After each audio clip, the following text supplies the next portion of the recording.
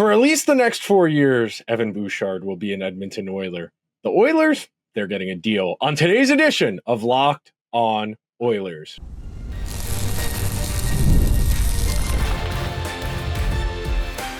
You are Locked On Oilers, your daily podcast on the Edmonton Oilers, part of the Locked On Podcast Network, your team every day. Hello, everyone, and welcome to this Tuesday edition of Locked On Oilers. I am your host, Nick Zararis. I just wrapped up my third season as a host on the Locked On Podcast Network, and I want to thank everyone that is making Locked On Oilers their first listen of the day. Locked On Oilers is a part of the Locked On Podcast Network, your team every day. And on today's show, we are going to talk about a cause near and dear to my heart, why Evan Bouchard is underrated. So we are going to start in our opening segment just by painting the broad picture, understanding how unique his skill set is, how valuable he is in relation to that skill set, how much of a role, how important his role is on this team. In our second segment, we'll pivot to talking about his playoff performances and his connection with Connor McDavid.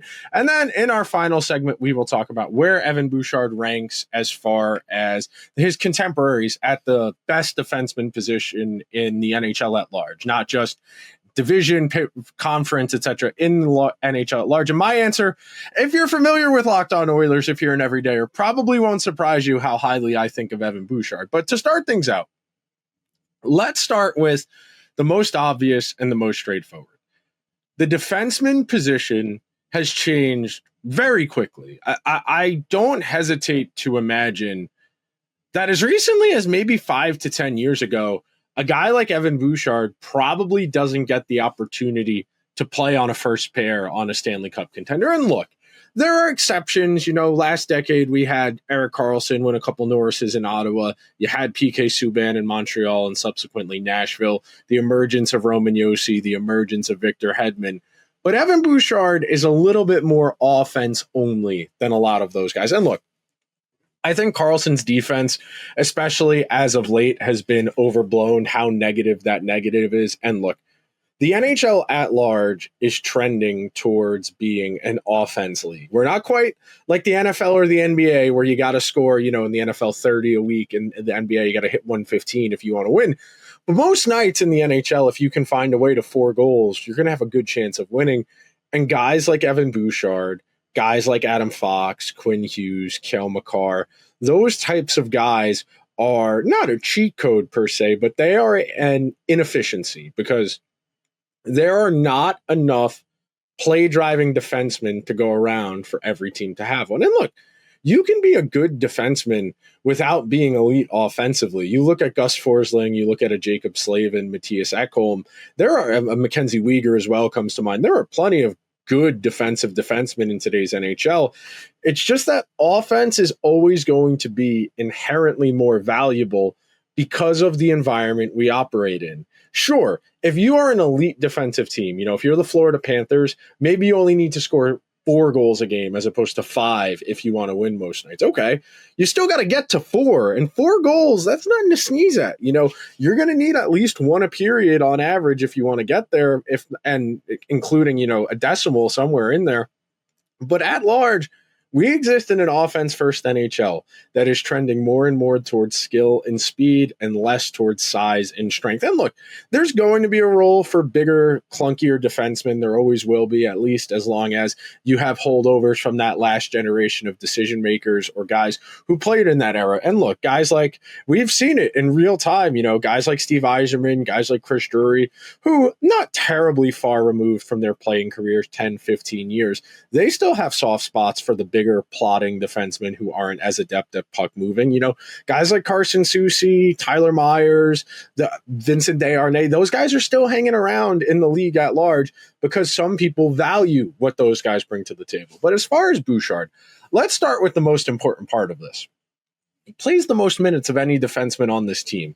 If you're going to talk about the responsibilities and the expectations that come along with that, being a defenseman who is the most commonly used guy tells you, A, your coach trusts you, and B, they trust you in a variety of situations. And look, I don't know if Evan Bouchard's going to kill penalties going forward. He only, 12, 15 seconds of penalty kill time in the regular season last year.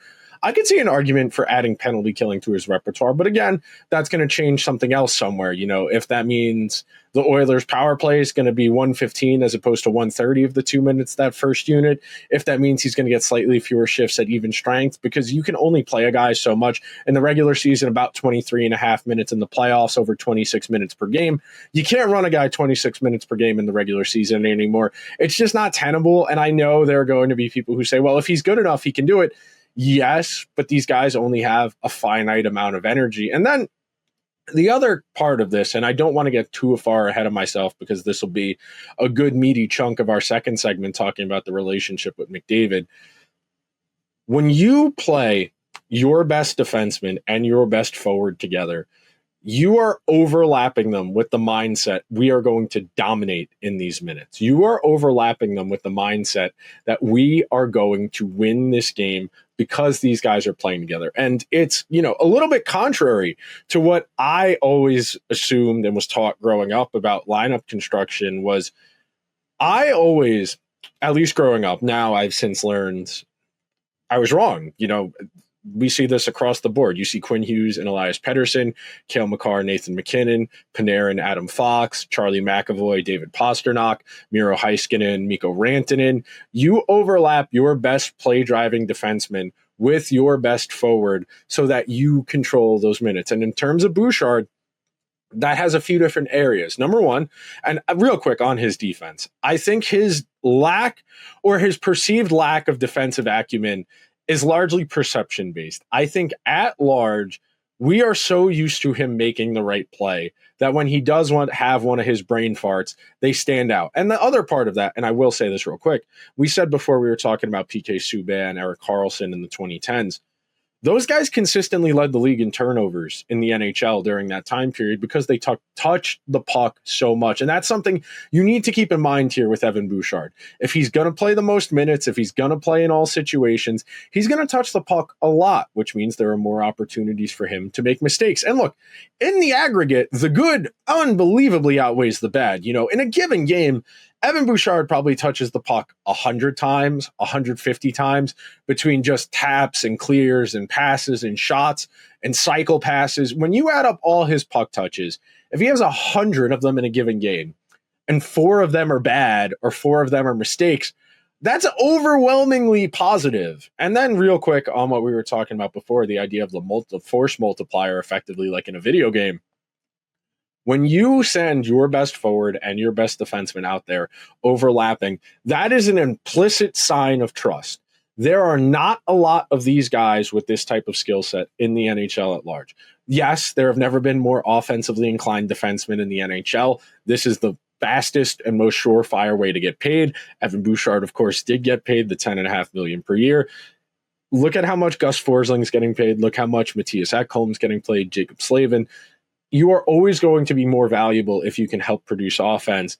And the connection Bouchard has with McDavid is both a direct and an implicit understanding that this works so unbelievably well, we have to do it as much as we can. And speaking of that, coming up next in today's edition of Locked On Oilers, I'm going to tell you why that McDavid-Bouchard connection is so important and just how good Evan Bouchard is in the playoffs. Coming up next on today's edition of Locked On Oilers, where we've got your team covered every day. Summer sports are in full swing, and whether you're all about baseball under the lights, golf on the green, high-stakes soccer, or women's basketball, FanDuel is the best way to make every game even more exciting. You're already following the action. Why not try and make it a little more thrilling? With FanDuel, you can get in on the game while your friends are getting sunburnt at the beach. FanDuel keeps it so easy to stay in the game, whether it's leading up to the start or after the game starts with live betting. It's easy to use, fast to pay out, and makes even regular season games feel like must-watch events. With features like same-game parlays, or if you're just feeling it and want to ride a bet into the ninth, FanDuel always makes it feel like you're part of the action. And there's never been a better time to sign up, because if you're new to FanDuel, new customers can bet just $5 and get $150 in bonus bets if your first bet wins. Open the FanDuel app today or visit FanDuel.com to get started. thank you to everyone who is hanging out on this Tuesday edition of Locked On Oilers as we talk about Evan Bouchard. And real quick, had technical issues. I recorded this episode Monday night for Tuesday morning, and I did not change the inputs on my computer from my capture card from my Xbox to my microphone, which is, usually off frame. You can catch glimpses of it if you watch on YouTube from time to time. So I was trying to feverishly edit a video last night that had no audio, and it took me a minute to realize what had happened. But we are going to do our best during the summer, during this lull period, to keep with 4 to 5 episodes per week. We're going to try and get some guests lined up so you have more than just my face and my mustache to look at. But as far as Evan Bouchard goes, I think I was talking about this in the last segment, and I brought this up from time to time. You heard me talk about this at the beginning of the season last year, and I was largely talking about it in the context of McDavid and Draisaitl. The idea that if you can split these two guys up a majority of the time, and you can have the best player on the ice for 30 to 35 minutes of a 60-minute game, figuring out those other 15 to 25 minutes, that's a lot more doable. And when you have the luxury of splitting those guys up, and you can still do Bouchard with McDavid and create some really dangerous results, that says a lot. And I'm going to click over to my notes here because I want to read the numbers because they are very telling. So last season in the regular season, McDavid and Bouchard overlapped. They played together 825 minutes at 5-on-5. Connor McDavid played just 328 minutes last regular season without Evan Bouchard. There were some Bouchard injury stuff in there. There were some games where Bouchard was held out of the lineup, etc., whatever. So the difference is very stark. So when they overlap, 9 more scoring chances per 60 minutes, 1 fewer scoring chance against, 6 more shots on goal, 7 fewer shots on goal against, fewer goals for, but, and this is what's telling, so in their overlapping minutes, 3.27 goals for per 60 minutes, and then 4.2 in the McDavid minutes without Bouchard. But what's telling? The goals against. When they're together, 2.04, so a full goal and a quarter more goals for than against. When they're not together, when McDavid was out there with any defenseman other than Bouchard, 5.12 goals against. So in those 328 minutes, McDavid was dramatically outscored on a rate basis. And that goes to show you just how much of an impact Bouchard has, not just offensively, but on preventing defense from even needing to be played.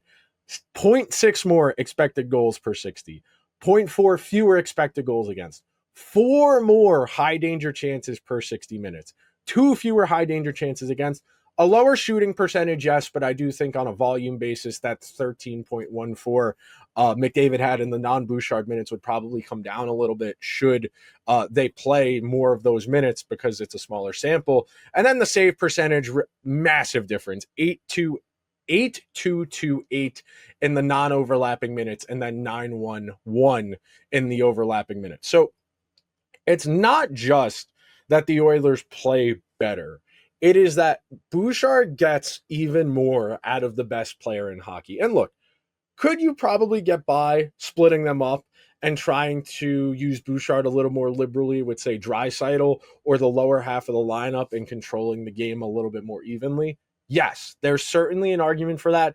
That was the way I was always taught about this when I was growing up, that you want to distribute your best players a little bit more throughout your lineup a little more evenly, so there's less of a drop-off from line to line, so the performance is relatively consistent so that you can get somewhere. But over the last few years, as we have seen these offensive defensemen proliferate throughout the NHL, we are seeing teams consciously overlap them and use them with the idea we are going to dominate these minutes. And the problem there, of course, becomes what you saw in the Stanley Cup final, where even though McDavid and Bouchard played a ton of minutes together, they lost those minutes on a goal differential basis. And that ultimately is a driving force in the Oilers' perceived depth struggles as that series went along, where if your best players are getting outscored playing together, what hope does the rest of your lineup have if they're getting overlapped to that degree, if they're losing to that degree? And when you play McDavid, Draisaitl, Bouchard all together, you are dramatically sapping the rest of your lineup's ability to create offense and even, frankly, just buy zone time. And we talk about this extensively. Everydayers hear me talk about this all the time. Yes, in an ideal world, you want all 4 of your lines to be able to generate offense, to get pucks on net, to make defensemen move, to make goalies move. The counterpoint, and something that you do need to think about, not every possession is going to ultimately manifest offense, but you can have more functional offensive zone possessions that don't ultimately result in scoring chances just by working the cycle, just by making the other team play defense, because the more defense you make them play, you're tiring them out and you're not playing defense. And that's kind of one of the secrets to what makes Evan Bouchard so effective, is the fact that he is so good at maintaining offensive zone time, walking that blue line and holding the puck so that the Oilers aren't playing defense in his minutes. And look, could he be better defensively? Could he take another step in his development? Maybe. I know he's 25. We're starting to get to the point where there's not a lot of upward trajectory left. But even if he plateaus where he's at, we are talking about one of the best defensemen in the league. And I don't want to step ahead of myself in our final segment, so I'll put a pin in that for now. But the other key point here, and something I think that serves as a really strong endorsement of the type of player Evan Bouchard is, you look at the playoff numbers, not just his raw numbers, but you do that in relation to the league at large. So I'm going to click over to my notes once again here because I wrote this down. In last year's playoffs, of all defensemen to play at least 300 minutes of 5-on-5 hockey, there were 14. Fourth in scoring chances for, third in scoring chances against, first in shots for, fourth in shots and goal against, second in goals for, 12th in goals against, 3.17, so third in expected goals for, fourth in expected goals against, seventh in high danger chances for, third in high danger chances against, fourth in on-ice shooting percentage, last in on-ice save percentage out of 14. And that really tells you the story there. Those minutes, the minutes the Oilers had Bouchard out there in the postseason, they lost them ultimately in the final, especially, even though he was a positive through the first 3 rounds. The defense was okay, but the goaltending was below average. And with the high variance nature of a small sample, a best of 7 series, it was the Oilers were a lot more susceptible to those little breakdowns killing them. And there were sequences there in that final where Bouchard went around, but you cannot, and look, I know the goal is to win the Stanley Cup, but when we are evaluating, 1,100, 1,200, 2,000 minutes of hockey, and we're comparing that to, 200, it's really hard for me to allow that 200 to outweigh the general good. And when we talk about it in that context, it becomes a bit of a zero-sum game where the Oilers need to win their minutes with Bouchard and McDavid out there. Otherwise, the rest of the team's recipe falls apart. And I think as that final went along, you saw the Oilers grow increasingly more frustrated. You saw them struggle to get pucks between the hash marks to create dangerous offense. And it really put them in a disadvantageous position where they were not going to be able to overcome those environmental factors. And that's through no fault. That doesn't mean Bouchard, McDavid, Draisaitl, whoever you want to say, are bad. The environment was tough. Do great players overcome adverse game situations? Of course.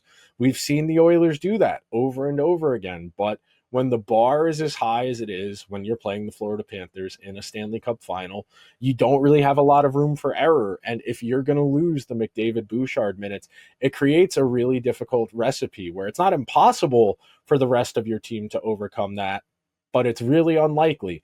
We are going to take our second and final break on today's edition of Locked On Oilers. When we come back, we're going to talk about where Evan Bouchard ranks amongst his NHL contemporaries up at the top of that position group. Coming up next, today's edition of Locked On Oilers. We've got your team covered every day. Did you just realize your business needed to hire someone like yesterday? How can you find amazing candidates fast? Easy. Just use Indeed. When it comes to hiring, Indeed is all you need. Stop struggling to get your job posting on other sites. Indeed sponsored jobs put your post at the top of the page and help you reach the right candidates fast. We have all been in that spot where our team needs the right hire like yesterday. The pressure's on, and every day without the right person is a major setback, not just to you, but your entire team. That's exactly when Indeed sponsored jobs come in handy. They make sure your post is seen by the right candidates right now. And now you can speed up your hiring process with a $75 sponsored job credit. Just go to indeed.com/lockedon right now and support our show by saying you heard about Indeed on this podcast. Terms and conditions apply. Hiring? Indeed is all you need. Thank you to everyone who is hanging out on this Tuesday edition of Locked On Oilers as we talk about Evan Bouchard. And look, some of this is my value, my subjective opinion. I still think these offense-first defensemen who can drive play meaningfully, who can amplify your best players, are going to be more valuable than a defensive defenseman. And look, that's not to say an elite defensive defenseman does not have value. We will surely see a litany of them selected for Olympic teams next year in a best-on-best tournament, which is purely about being the best, where there's no money on the line. It is purely about bragging rights and who's the top dog representing your country. We will see guys like Ekholm, like maybe Mackenzie Weir. I don't know if Weir will crack the lineup for Canada, but we will see guys with that defense-first toolbox selected on that premise. But real quick, before we start talking about Bouchard in the context of his greater contemporaries, offense becomes more valuable than defense at large because you cannot win a hockey game 0-0. You have a better chance based on the variance and the number of outcomes of trying to win a game 5-4, 6-5 than you do 1-0. Because a 1-0 game, one mistake, you lose. A 5-4, 6-5 game, there are more opportunities for you to bounce back, to make mistakes. It's why the Oilers were able to make that happen in earlier playoff rounds against teams like LA, against teams like Vegas, against teams like Dallas. When you have more opportunities to get back in the game, it creates a bit more of a chaotic game state. And we talked about that a lot during the course of the playoffs. The everydayers heard me beat that drum all the time. The Oilers are at their best when the game has a lot of action. The more variance there is, the more room there is for their best players. And look, I know that runs counterintuitive to a lot of conventional hockey wisdom. I know a lot of conventional hockey wisdom is you want to slow the game down. You want as few outcomes as possible so that your stars can win in those few outcomes. I think the last 2-3 years in the playoffs have shown you the opposite. It has shown you the more variance you can introduce into the game, the better the chance you have of making up mistakes, of covering more ground. You know, trying to win the shootout might not be the easiest path, but I think it's easier than trying to win 1-0, especially against some of the teams you're going to come up against. And I think a guy like Bouchard shows you the path. And look, there are holes in Bouchard's game. He's not an elite skater. He's not that physical. He doesn't block shots. He doesn't play with that edge. He doesn't use his body to separate player from puck a whole lot. But what he is great at is so much more valuable than those other traits.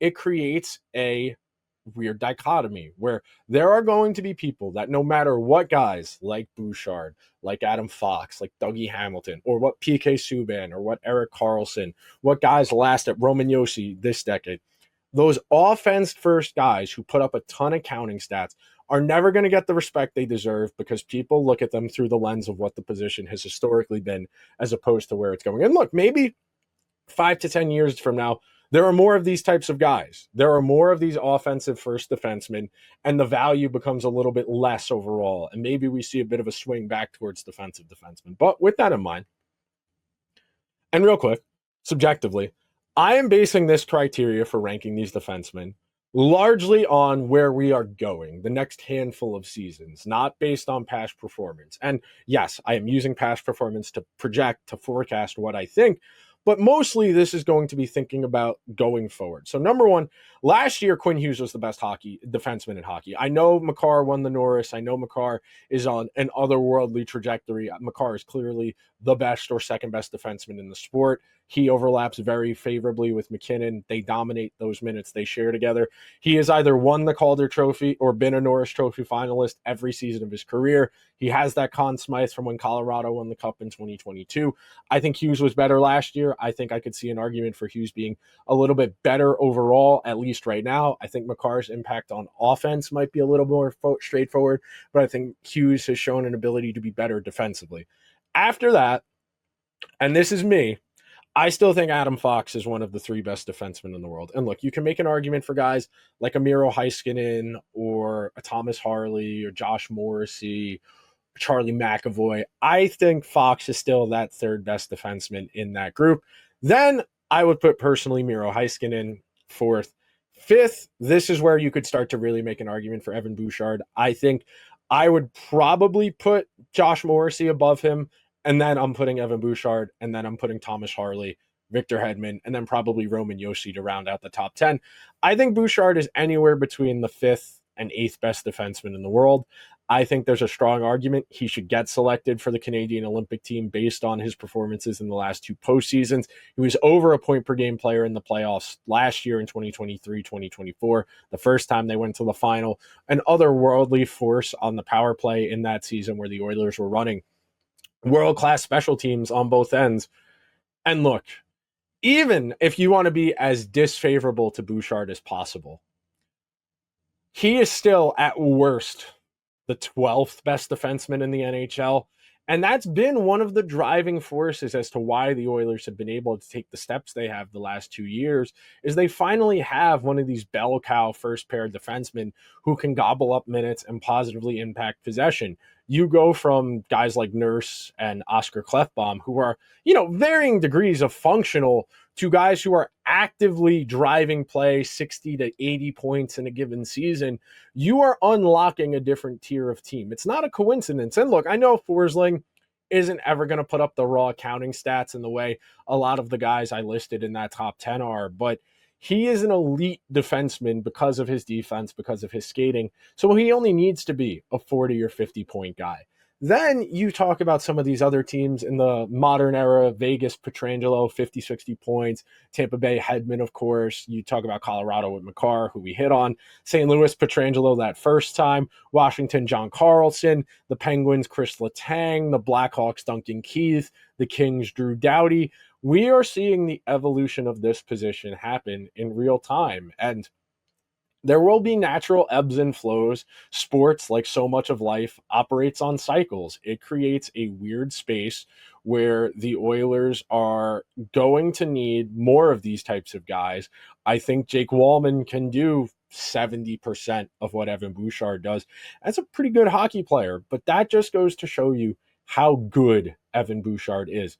That will do it for today's edition of Locked On Oilers. If you could be so kind, please subscribe to the show wherever you get your podcasts. If you're on Apple or Spotify, please leave the show a 5-star review. If you're watching over on YouTube, hit that subscribe button, hit that alarm bell, get a notification whenever new content goes live. Let me know what you think. How excited are you about having Evan Bouchard under contract for the next 4 years?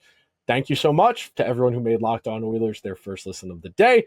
Now go check out Locked On NHL and Locked On NHL Game Night. I will talk to you guys tomorrow. Until then, let's go Oilers.